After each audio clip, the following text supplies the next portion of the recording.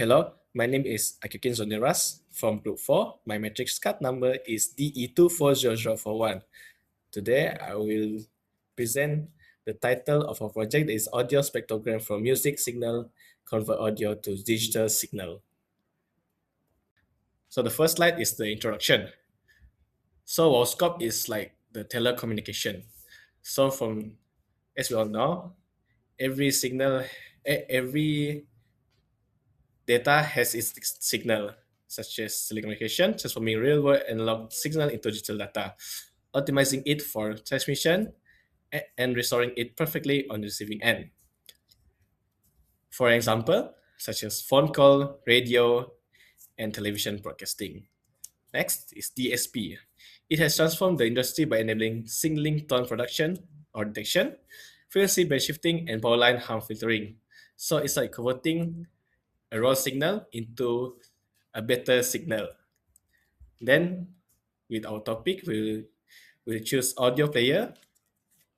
So, audio player, either hardware or software, like through a laptop or through a stand or through an external device. It's a device or application designed to decode and play digital audio files. Next, enhancing the audio signals. By using DSP, we can enhancing or improve the quality of the signal. As this point said, instead of just decoding files, it actively alters the sound signal using algorithms for precise equalization, compression, time alignment, and noise cancellation. So it can enhance the signal to a better signal. So this is the problem statements. The first one is waveform adequacy, or easily can be said the amplitude by spot. So standard time domain digital waveform only capture amplitude over time, completely hiding vital pitch, harmonic, and timbral details. Next, the non-stationary paradox, or the localization gap. Music changes rapidly over time, but standard Fourier transform or AFT discard all timing data, make it impossible to track musical progression. Next, or the last one, the advanced task barrier. Without a joint time frequency mapping, critical tasks like automated transcription, source separation, and general classification remain mathematically impossible. So these are the objectives. The first one is to analyze an audio signal in a time domain. Secondly, to determine the frequency component using FFT. The third one, to observe signal power distribution using a period diagram. And the fourth one is to study the variation of frequencies over time using a spectrogram. So that's all for me. Thank you. Okay, Assalamualaikum. My name is Muhammad Daniel, Rumah Penafi, meter number DE240065. Today, I'll be talking about throughout our digital signal processing methodology. As you can see from the flowchart on the right, we developed a structured three-stage deterministic pipeline using MATLAB to engage, processing, and analyze our acoustic data across both temporal and spectrum domain. Our first step is audio acquisition. For this project, we imported a piano audio file named Easy with Piano Wave using MATLAB audio red function. Because the original data was a stereo track, we perform an initial processing step to isolate the very first audio channel down, mixing it into a clean single mono format for the rest of our analysis pipeline. So moving on to our second phase, time domain and statistical analysis. To understand how the signal behave over time, we first establish a precise time vector. This was calculated using the total number of samples and the sampling frequency of the file. With the vector, we plotted the waveform to visualize track amplitude variations. To ground this visual data with hard numbers, we computed basic statistical parameters to quantify the signal overall dynamic range. Specifically, we calculated four key metrics: the maximum and minimum values, the mean, and the standard definition of the amplitude. So next, we transitioned our analysis from the time domain into the frequency domain using the fast Fourier transform, or FFT. This step is essential because it allows us to identify the domain frequency component hidden within the waveform. Mathematically, this is defined by district Fourier transform equation that shown here on the right. Uh, so mapping our district input signal xn into its frequency spectrum, that is xk. Once computed, we proceed by double-sided spectrum by normalizing it and converting it into a single-sided amplitude spectrum, labeled as P1. This ensures an accurate and clean visualization of only the positive frequencies. So next, while the FFT gives us a great snapshot of the overall frequencies, music is inherently non-stationary, meaning its frequency content constantly change over time. To capture this dynamic behavior, we generated a spectrogram using the short time Fourier transform (STFT) to achieve a balanced resolution between time and frequency. We configured the transformation using a 1024 sample window, a 50% overlap consisting of 512 samples, and 1024 FFT points. This exact configuration allow us to clearly observe how specific harmonic frequencies evolve throughout the entire duration of the piano recording. So our final analytical step focus on power spectral density or PSD estimation.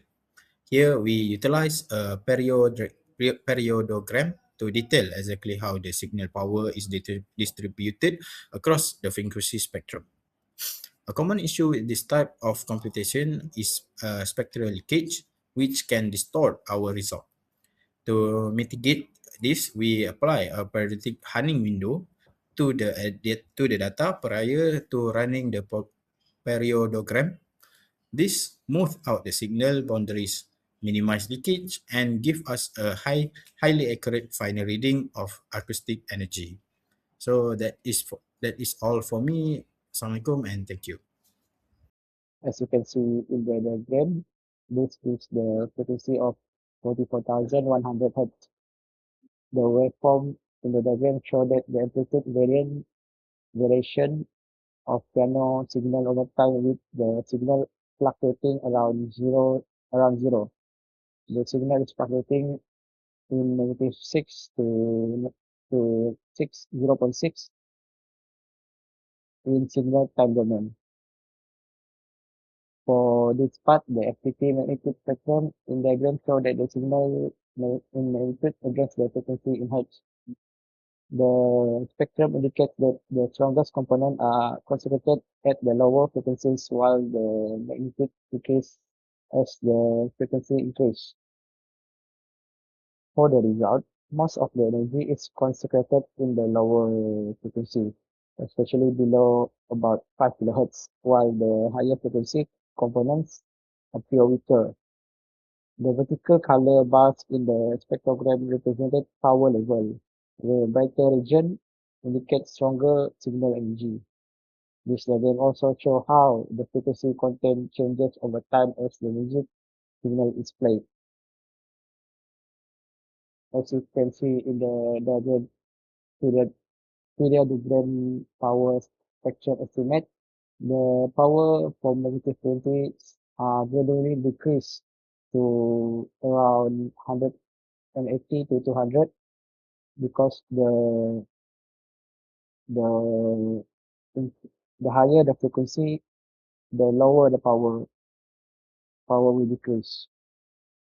For analysis and discussion, this project successfully analyzed a non-stationary piano music signal across the temporal frequency and joint time frequency domain using MATLAB.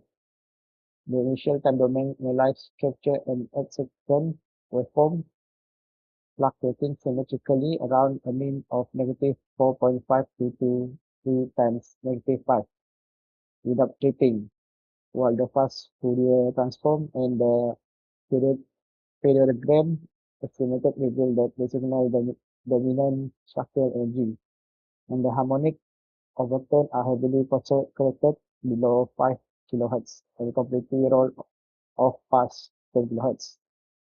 So to overcome the temporal blindness of this static Fourier transform, a short time Fourier transform was applied to generate a spectrogram effectively mapping the dynamic evolution of piano note, wideband key effect, and localized power change simultaneously over time. Conclusion: Digital Signal Processing (DSP) was successfully designed and executed by us using MATLAB to evaluate a complex piano audio recording across three digital framework, which is the time, the frequency, and joint time frequency domains. So the first is that the signal was analyzed in the time domain by plotting the amplitude against time. The waveform provide a clear view of signal temporal behavior, including the rapid attacks of piano notes and gradual decay of sound energy. It also allows us to observe the note duration and changes in amplitude throughout the recording within 8 seconds. So the second is that to uncover the underlying spectral architecture, the signal was transformed into the frequency domain using both the Fourier transform and Spectrogram power spectral density estimation. Last but not least is to resolve this temporal ambiguity. A joint time frequency domain analysis was implemented using short time Fourier transform to generate a detailed spectrogram. Because music is a non-stationary signal, a static Fourier transform cannot show exactly when the frequency change occur. So to overcome, it's always, as it stated, SDF, the resulting spectrogram display frequency versus the time with power represented in decibel, making it impossible to track how the spectral content evolved during piano performance. Overall, the combination of waveform analysis, FFT, periodogram, and spectrogram provide a comprehensive understanding of the piano signal characteristic in both time and frequency domain. Thank you.